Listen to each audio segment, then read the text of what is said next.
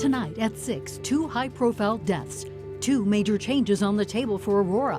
We're going 360. I think that it comes down to really balancing the danger to individuals versus what the police are attempting to do. A Weld County woman is denied a haircut because her baby wasn't wearing a mask. I don't want people to feel the way I felt, rejected. Plus, the Broncos are banged up, shorthanded, and ready to run through a wall. The season starts in 2 hours. And Contact Denver7 goes after a major home manufacturer, leaving some of the building to the buyers. If it were done right the first time around, we wouldn't be talking. And we begin tonight with 3 major issues involving local law enforcement. In Denver, police are trying to find the money to give officers a raise after the worst of the pandemic is over. And in Aurora, counselors are arguing over what tactics should be allowed on scene. Those tactics include the use of no-knock warrants, a practice that led to the death of Breonna Taylor in Kentucky. Denver7 Sean Toll begins tonight's 360 coverage. Police reform has been a top priority across Colorado this year. Now Aurora is considering the elimination of another standard police procedure, an all-out ban on what are called no-knock warrants, where police attempt to serve a warrant without warning. Why don't we get it now while we're looking at reforms? Aurora City Councilwoman Angela Lawson proposed this after seeing what happened to Breonna Taylor in Louisville, Kentucky earlier this summer. That's what incited me. What happened in that case? And that could potentially happen. Denver7 got statistics from Aurora Police for the last 3 years. They had 10 no-knock warrants to serve, but only entered on half. Compare that to 315 knock and announce warrants over the same period. If you announce yourself ahead of time, then you will either be in danger or that evidence will be destroyed. Ian Farrell teaches law at DU and says safety can be a concern. I think that it comes down to really balancing the danger to individuals versus what the police are attempting to do. And it's that safety that Lawson says she's concerned with. She points to the ban already in place in Louisville. I'm looking at who else could be in the house that could potentially be hurt, and also the harm that the officer can have. It goes before study session Monday night and could be voted to the floor of the council. But Lawson intends to bring it there, even if it doesn't get the votes. A lot of this is not happening in Aurora, but what if it did? And I think we need to be more proactive instead of being reactive. It could happen. Another police reform, at least one council person is looking to knock out. Sean Toll, Denver7. Aurora will also consider a temporary ban on the use of ketamine tonight. That's the sedative Elijah McClain was given while in a police-described state of excited delirium. The condition allegedly causes people to lose control of themselves. Now, we say allegedly because excited delirium isn't universally accepted in the medical field. The Colorado Society of Anesthesiologists notes some experts don't believe it exists at all. The American Society of Anesthesiologists is fully against the use of ketamine by law enforcement, saying it can, quote, end in death when administered in a non-healthcare setting without appropriately trained medical personnel and necessary equipment. The police, however, insist they need tools to de-escalate situations, and ketamine is one of them. Dr. Dylan Luton, the director of the emergency medicine at Swedish Medical Center, agrees. Luton says the more someone struggles with police, the more their health is at risk. And for that reason, police tend to favor a fast-acting drug like ketamine over a slow-acting one like, say, Valium. And you can read our full conversation with Dr. Luton right now. It's on thedenverchannel.com. Well, Denver councilors could agree on pay raises for police tonight. The union is proposing officers forego raises and eliminate 10 paid holidays this year. In 2021, in exchange, pay will rise 2.7% in 2022, and officers will receive 100 hours of banked vacation time. The goal is to save the city money in the short term in hopes of being in a better place down the road. So now we want to hear from you. Should no-knock warrants be allowed? Is it time to pause the use of ketamine? Let us know what you feel about any of the issues we've discussed with an email to 360@thedenverchannel.com, and we promise you we read everything you send. All right, friends, cue the nervous pacing and excitement. The first Broncos game of the season is now just 2 hours away. Denver7's Lionel Bienvenu joins us from an eerily quiet Empower Field, Lionel. So let's start with the question everybody wants to know. Is Cortland Sutton playing tonight? Shannon, the answer is maybe.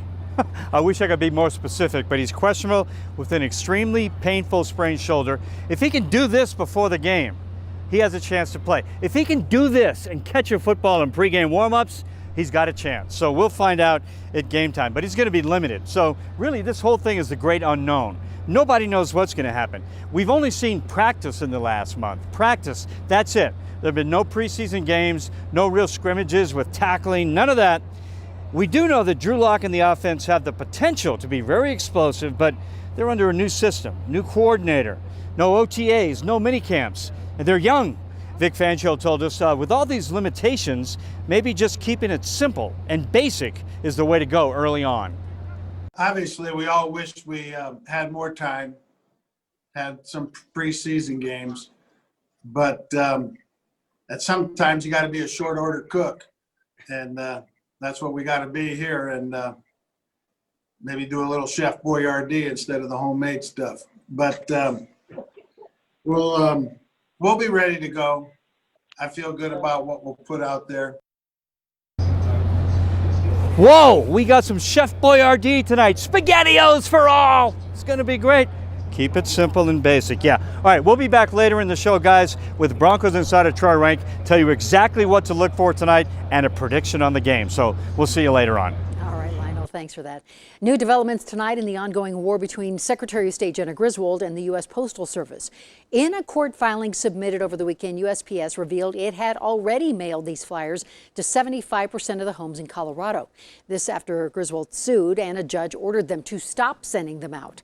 Now, the mailers have two big issues. One, they tell voters they need to request their mail-in ballots ahead of time. That's not true.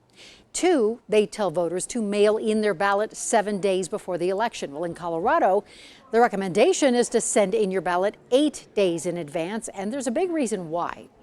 For Coloradans living in the southwestern part of the state, including Cortez, Durango, and both of the tribes located in Colorado, their mail actually goes to Albuquerque before it comes back to Denver. And so it can take the full 8 days. So, inadvertently, by the Postal Service telling Coloradans that they have 7 days before Election Day when they can, is the deadline to return their ballot by mail, that inadvertently could disenfranchise voters. The Postal Service tells Denver7 its mailer was, quote, intended to be general all-purpose guidance on the use of the mail and not guidance on state rules. Another hearing on the issue is set for this week. RTD is even worse off than first thought. Originally, the train and bus service believed it would be $166 million short next year. Turns out the real number is going to be closer to $215 million. Mass layoffs are expected. However, the long-awaited N-Line is still on track to open next Monday. The National Western Stock Show has been postponed until January 2022 now. Organizers say they've gone through every possible scenario, and there's just not a way to organize an event under current guidelines. More than 700,000 people attend the stock show every year, and on its busiest days, we have 65,000 people on site.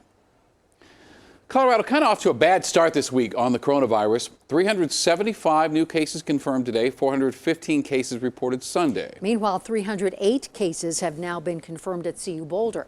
Now, the state doesn't consider that an outbreak site because students live all over. And if it did, CU would actually rank ahead of the JBS meatpacking plant in Greeley and just behind Sterling Correctional in the number of cases. 169 people have tested positive for the virus at CSU, and that's up 46 from Friday. For the second time in a week, Denver's Revelry Kitchen has been cited by the health department over employees not wearing masks. 5280 Tavern also ticketed because people weren't social distancing. Larimer Uprooted, that's a self-described rooftop urban farm atop the Larimer Square parking garage, was also fined because people were dancing and singing karaoke without masks. And a Colorado restaurant that opened without the governor's permission is now under investigation by the state. Karen's Cafe in Calhan says the liquor board is coming after it for serving customers indoors back in May.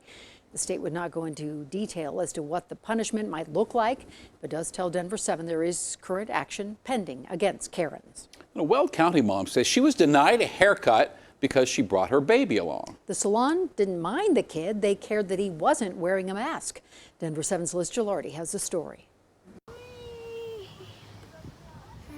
This is 10-month-old Murray. You can tell how much his mom, Mary Smith, loves her son. I love him. He's a keeper. I bring my son everywhere we go. When she wanted to get a haircut, she didn't think twice about bringing him along. And I got in and they said, did you sign up online? And I said, I sure did. And they said, well, he can't come in. When Mary asked why, she said this is what an employee told her. They said, you can't come in because he's under 2 and he can't wear a mask. Mary was at a Great Clips in Greeley. She immediately reached out to contact Denver7 because she didn't feel like it was right. And I just felt rejected. That made me sad and uncomfortable that I couldn't go get a haircut just because my son was a baby. The Great Clips website says stylists and customers are required to wear a mask, but it doesn't say anything about infants. Although Colorado has a statewide mask mandate, kids 10 and under do not have to wear one. And it says children under 2 should not wear a face covering. When we reached out to Great Clips, a spokesperson said the incident was a misunderstanding of their policy,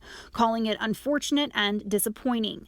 The company said they will use this example as an educational opportunity and offered to apologize directly to Mary. It doesn't make sense at all. Mary says she's been to the grocery store and restaurants with her son, and it's never been an issue. She just wants other parents to know what happened and how she felt. I just couldn't believe that they looked right at him and said, nope, sorry. Liz Gilardi, Denver7.